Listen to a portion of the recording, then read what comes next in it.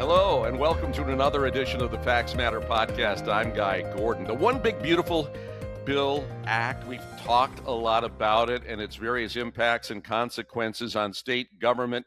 Bob Schneider's done a breakdown on Medicaid and some of the other things. Today we're going to look at the impact on SNAP, what we used to know as food stamps. It is the primary support for those that are impoverished or food insecure, and there have been some dramatic changes in terms of who is eligible, also in the cost sharing between the federal and the state government. We're going to set that aside for a moment. That's more of an administrative issue. You can read Bob's paper on that. But we bring in Karley Abramson, who is our research associate for health issues here at the Citizens Research Council, to break down what the state can do to kind of mitigate the impact of the OBBBA downflow, if you will. Hello, Karley. Hi. So let's start with first, what changes were made to SNAP that we really need to look at? Yeah, so like you mentioned, there was that change in the administrative share of those costs in terms of how much the federal government is paying and how much Michigan pays. So Michigan will have to pay a larger portion of those overall administrative costs. Okay. But outside of those administrative costs, the actual benefits are entirely federal dollars. And so Michigan doesn't pay any of the actual benefits. And that part is not changing. It's just the eligibility for access to those federal benefits is undergoing some changes. And so there's a few different categories of people who are going to find that they are either no longer eligible or they are subject to work requirements where they weren't subject to them before. And so let's break that down. First of all, refugees and asylum seekers are completely ineligible. So those people are now out of the picture. Also, let's talk about these work requirement changes, because there have been some work requirement issues there for a while, but they've changed it at the margins. So they might now find themselves having to satisfy this work requirement. Right. And so work requirements have always been a part of the program. Previously, it was anyone over the age of 55 wasn't subject to the work requirements. Now between the ages of 55 and 65, you are now subject to those same work requirements. So you have to submit the documentation. It is also extended to, I think previously it was anyone with a child 14 or no. If they were a caregiver of a child up to the age of 18. Correct. They were now, now it is a caregiver to a child under the age of 14. Right. So any working parent with high school age children is now going to be subject to those work requirements as well. I think there's a change to the location-based waivers. Now, I think you only get some kind of waiver if you're in a location where the unemployment is at like 10% or something, which I don't think is that applicable Actually, I did a check on that not long ago. I don't know how many. Yeah. And there was at least between 8 and 12 counties that would have fallen into that basket. Mm-hmm. Most of the UP, and then a good section kind of in the middle of the northern part of the mitten. It's unclear how much of an actual financial impact or how many people that would benefit. There's these changes that we can see have meant that fewer people will have access to these benefits, because the way the benefits are calculated, they're distributed at the household level, but it is based on the number of eligible members within that household. And so fewer eligible members in the household who are SNAP eligible means a potentially lower maximum benefit for the household. And then on top of that, this isn't, while we're talking about a substantial amount of funding for Michigan, and I think about 700, 800,000 households are covered in Michigan. The actual individual grant or the individual stipend is not that large. I mean, anybody that would go to the grocery store For each person in your household that's eligible, it's $175 a month. Certainly Yeah. helpful to that family, but certainly doesn't cover the complete cost of what you need. Right. And so like it's that you have a maximum potential based on the household. That is based on the number of members. We will now have fewer eligible members contributing to that maximum household. And then on top of that, the net income of the individuals, 30% is then subtracted from that maximum household to get the actual benefit. So by the time you go through all those calculations in the formula, the actual benefit is a few $100s, but can vary. It's kind of a sliding scale depending on income as well. Okay. So, and we should point out that when the OBBBA was passed, some of these things became, they had immediate effect. Others, there was a grace period there before they came into effect. So we don't have a lot of data. But as of April of 26, which was the last month for which we have data, we have been able to document a decline in the number of people enrolled in the program here in the state of Michigan. How large is that group? Right. And so we have documented about an 8%, about an 8% decline. So it's about 100,000 fewer people receiving those benefits. And so that decline very clearly tracks when OBBBA was implemented. And we've seen like a little bit of an uptick in this last month of April, potentially, better economic conditions. But still overall, there is a decline in the number of people who are receiving these benefits. I think there's a key distinction here that we need to point out because it gets to how we could mitigate this. And that is, are those 100,000 people, the 1 in 12 people that are now no longer in the program, were they actually ineligible? Were they eligible but couldn't document their eligibility? Or are they people that just didn't take the time to try to prove their eligibility? Yeah, it's unclear, exactly the mechanism in which people lost access, right? And so it could be that they just were no longer eligible so that their, membership in the household was not used to calculate the overall household benefit. It could be that those work requirements were too burdensome to document. That part is a little bit unclear. But for the most part, like the correlation between the implementation of these OBBBA, between the implementation of OBBBA and the eligibility changes and the decline has been very clear. We're not exactly sure on like the precise mechanism. It's probably a combination of all of those things that have led to that outcome.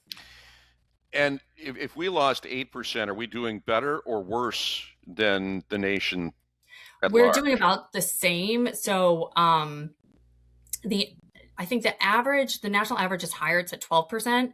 Yeah. But that is, there's a few states that had very large percentages that are kind of pulling the average up. I think in terms of the median, we're much closer to the median, and that is about between like 8 and 12%, where most states are at. So Michigan is not doing particularly worse or losing at a different rate than other states.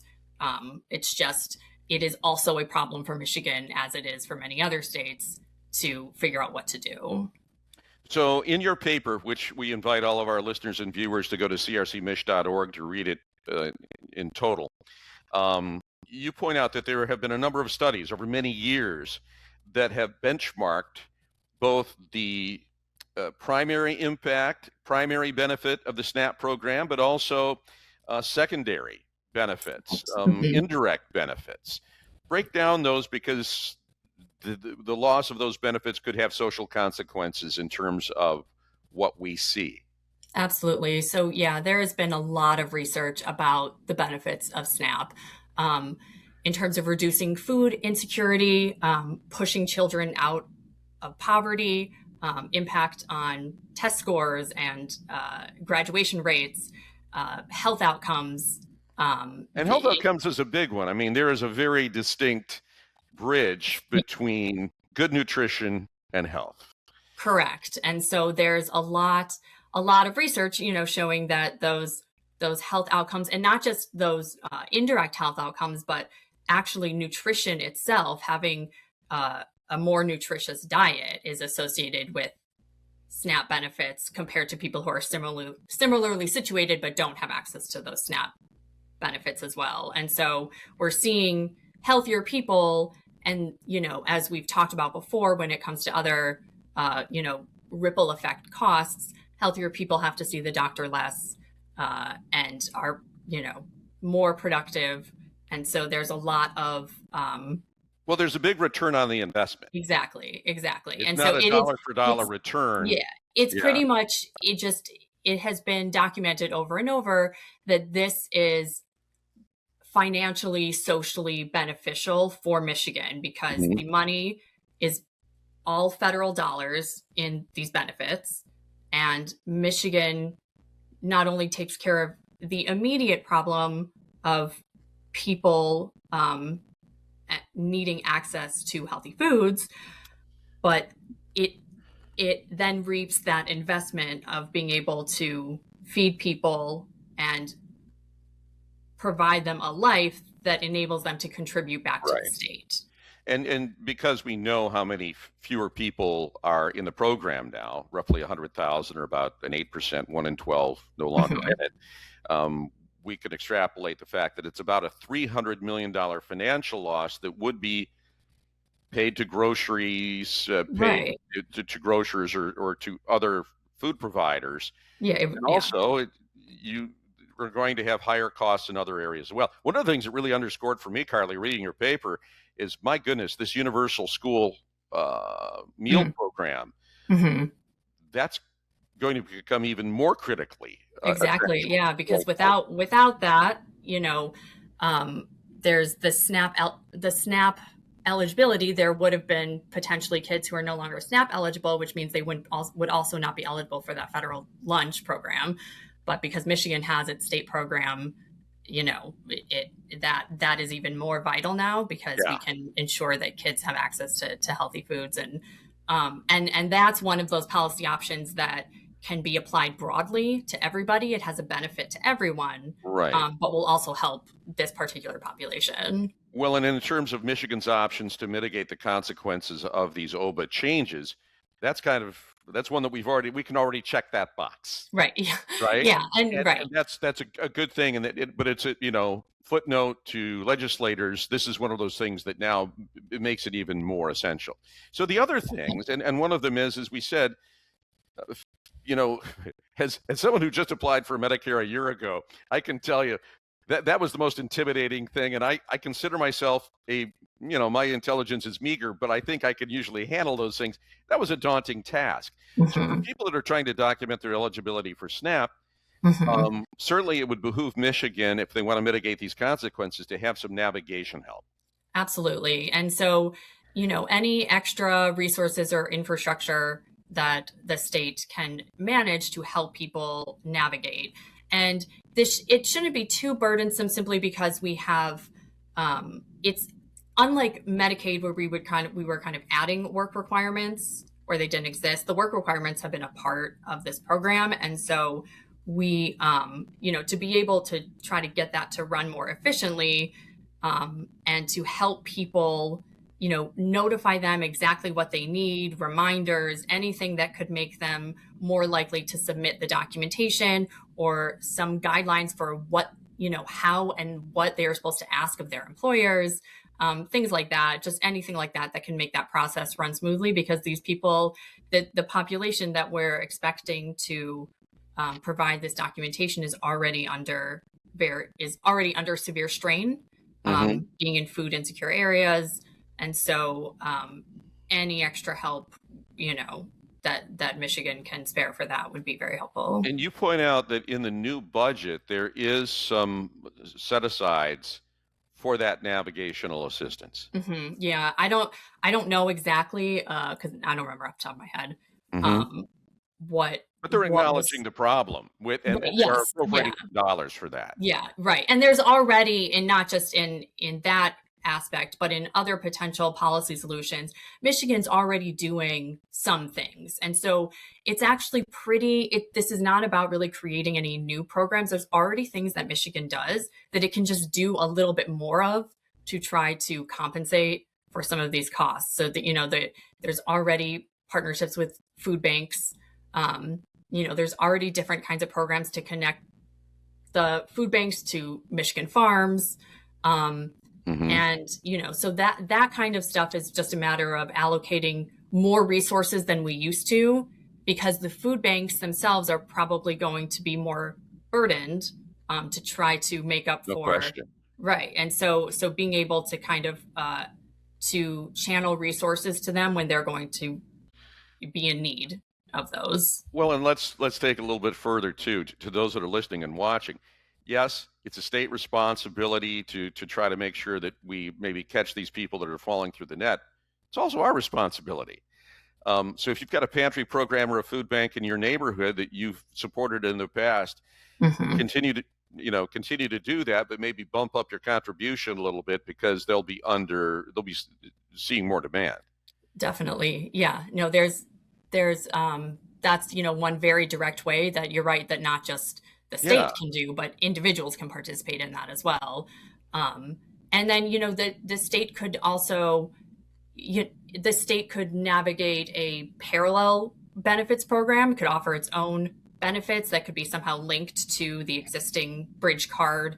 And, as long as it's a separate funding source that's separate from the federal dollars, but there's ways to kind of streamline that process to do a parallel program where for the user, it all comes from the same place and the same card, but it is a separate stream of state. But do you have that card if you're no longer eligible? Well, we would almost need a parallel program, right? Right, exactly. Yeah. I don't know exactly how it would work if you're eligible for state but not eligible for federal, because Michigan states implement the federal program, right? So the bridge card is still Michigan specific.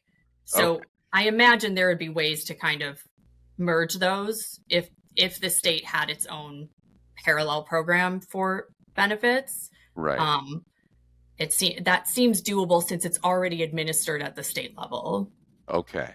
So we've got navigation support, food bank support, maybe a parallel program to backfill some of the loss of benefits if one or more persons in the household become ineligible. The final one, that's already in existence, and it's done a lot to help lower income or the working poor, is the earned income tax credit. Exactly. And, like we mentioned with the school lunch program, there are options like the earned income tax credit, other, child tax credits that would provide a financial benefit to that same population. But it would be enacted a little more broadly. So it doesn't just target the people who are now ineligible for SNAP that need the SNAP benefits.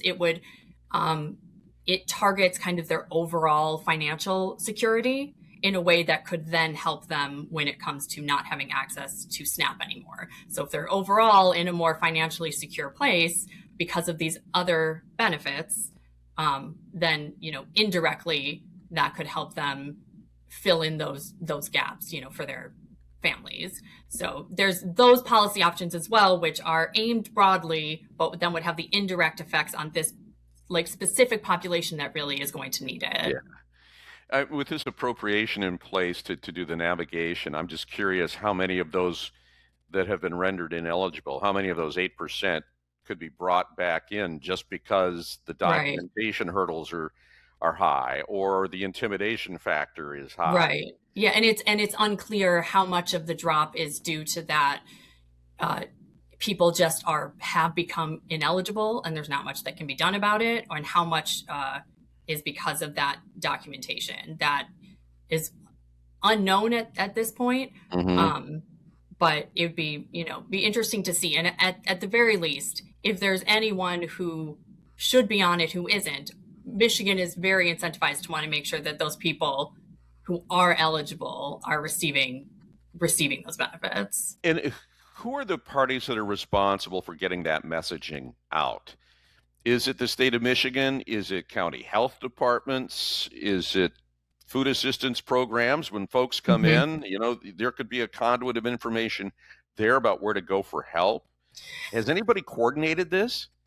I don't know exactly how the connection between the state and local entities in terms of that messaging. I'm not exactly sure how that operates. In terms of responsibility, it is the state's responsibility to get that messaging across. They might delegate that to local entities to be able to, because oftentimes you do want to leave it up to local entities to be able to tailor to their populations the right kind of messaging.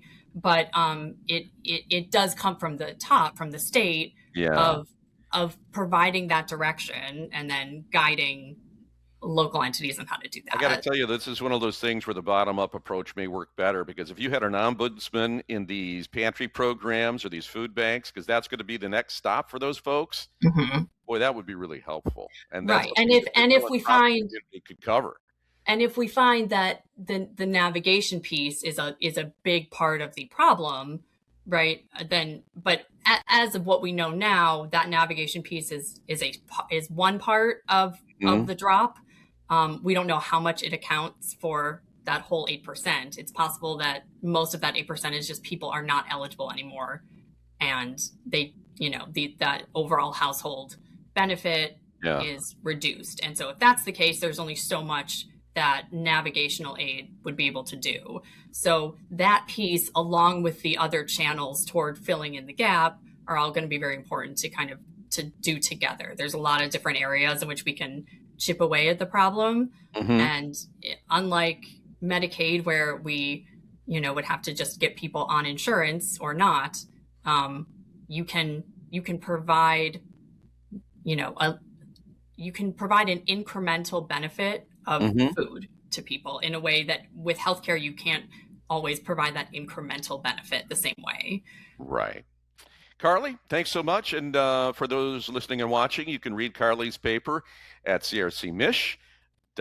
Karley, thanks so much. Thank you. And as always, if you appreciate the unbiased, very objective approach and the analysis that you find here at the hashtag Facts Matter podcast, you might want to consider going to our webpage, crcmich.org, and making a small donation. We would sure appreciate it, and it ensures that this fact tank won't run on fumes. Until next time, I'm Guy Gordon. Take care. The Citizens Research Council of Michigan has been providing lawmakers, academics, the media, philanthropists, business leaders, voters, and all Michiganders with factual, unbiased, independent information on significant issues concerning state and local government organization and finance. For over a century, our research is available to you. Go online at crcmich.org and on all the social media platforms, Twitter, Blue Sky, Facebook, Instagram, LinkedIn, and download our research. Check out our numerous papers and blogs, and listen to our podcasts. And while you're there, please consider supporting our research with a donation. This has been a Facts Matter podcast, a presentation of the Citizens Research Council of Michigan.